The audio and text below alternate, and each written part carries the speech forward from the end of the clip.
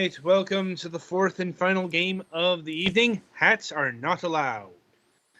A fighter RPG, like one word presented here, um, set in an absurd robo-authoritarian society. The forbidden headwear has awakened your consciousness. Defeat all who would come against you in tense duels.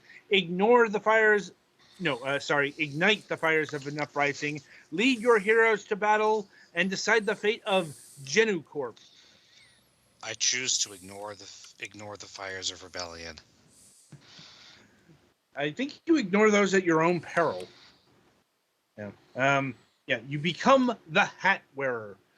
Hats are forbidden.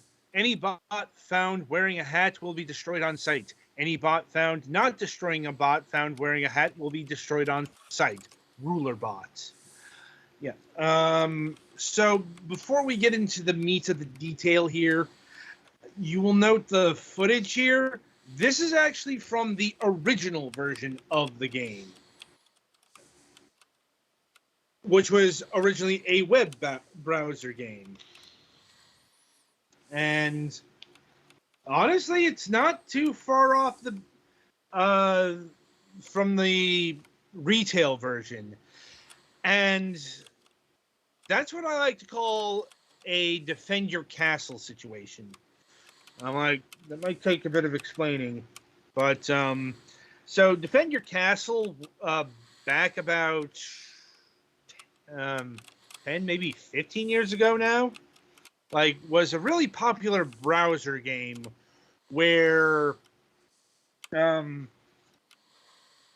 was basically a tower defense game with via a castle, and like everything was homemade stuff. And this game got chosen to be one of the launch titles of the WiiWare service. And As you do. yeah, and that took this free game and turned it into a paid product. And to compensate for that, they added a whole bunch of stuff to it. But that does come into the conundrum here. You got a free game that got turned into a paid product. And the question is it worth it? Like, well, I'll answer that question a bit later in the pricing. But, as you can see here, like, it is a fighter in a very technical term. It's not, combos and moves and what you think of a fighter. Yeah, it's more a dueling simulator where you attack and defend and try to be the last robot standing. Like,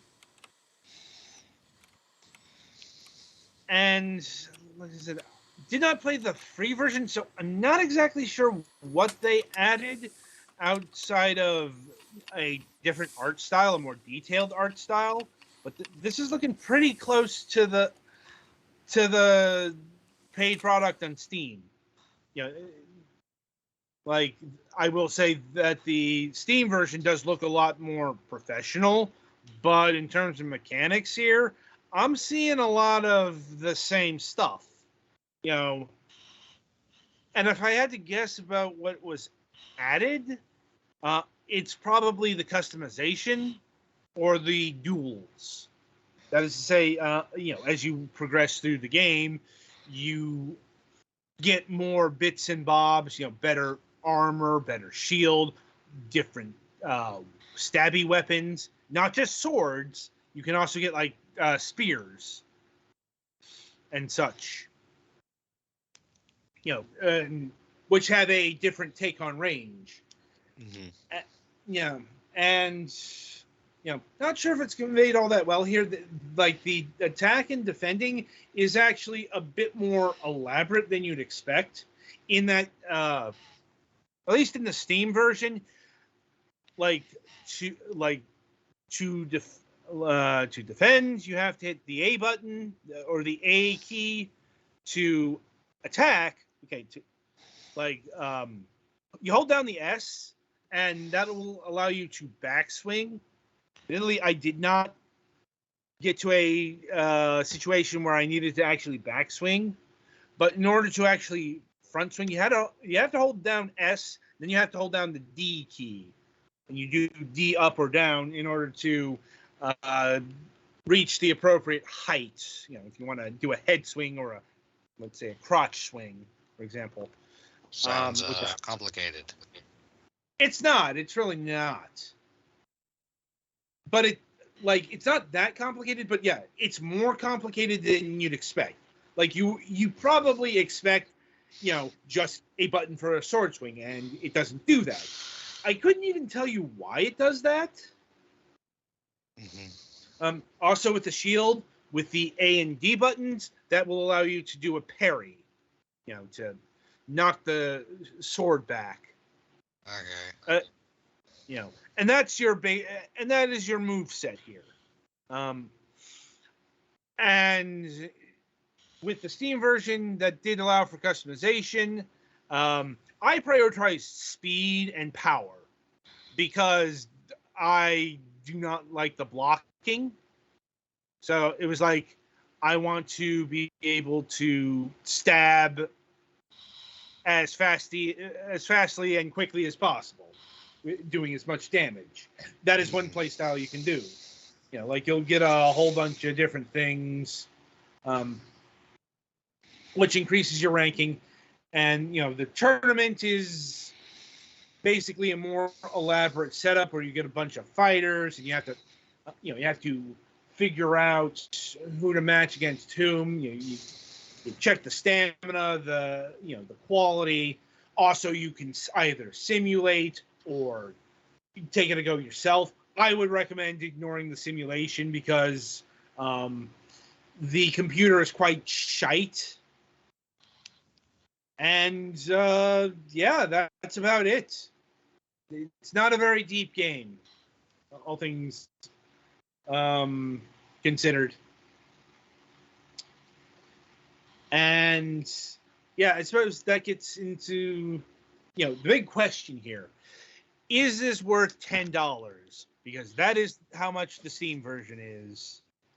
And just looking at what I see from the free version, no, it is not. I don't think that they added enough value here to charge $10 fucking dollars. Not when I see the free version here, which is still freely available. And it has the same thing. It has the story mode. It has the player versus bot and player versus player sections. Those are in. It doesn't add anything. I don't think this added enough to the mix to justify $10 fucking dollars. $2 maybe. $5 would have been a stretch. 10 is right the fuck out. And honestly, a bit insulting. Because at the end of the day, this is a free game that you can play for free. And it goes back to the defend your castle situation. What do you do when you are a paid version of a free product? Well, you add a whole bunch of stuff to the mix. And I don't think they did that here. So it's a decent enough dueling browser thing, if a bit stiff, which is appropriate given the robots on display here. But as a thing to spend $10 on, no. Just no. And yeah, I think that's about all I have to say on hats are not allowed. So that'll about do it for this installment of the Fragments of Silicon Reviews. So the week ahead, let's see. Right, just the Wednesday show this week. And in our MSP Watch bit here, we are indeed having an episode of MSP. I hate that I have to do this, but Mac is an unstable fellow, isn't he? Anyway, so on Wednesday, May 25th, we will be having John Pickett of Manga Gamer back on the program, like as we so often do at times. And we'll be talking about a range of visual novels, both of the non-safe for work variety and the more safe for work. Always a fun time getting codes because it's like we have these games for offer. I'm always like, which ones will not get my stream banned? And it's like, oh, this one. Like, it's he never seems to remember that. No, I'm not going to broadcast the one with the hardcore sex scenes that will get our channel thrown off of fucking Twitch. Like, look, there was an outlet for that for a brief shining moment in time, but Mac has had some problems having hosting with that. What else is fucking new? Mm-hmm.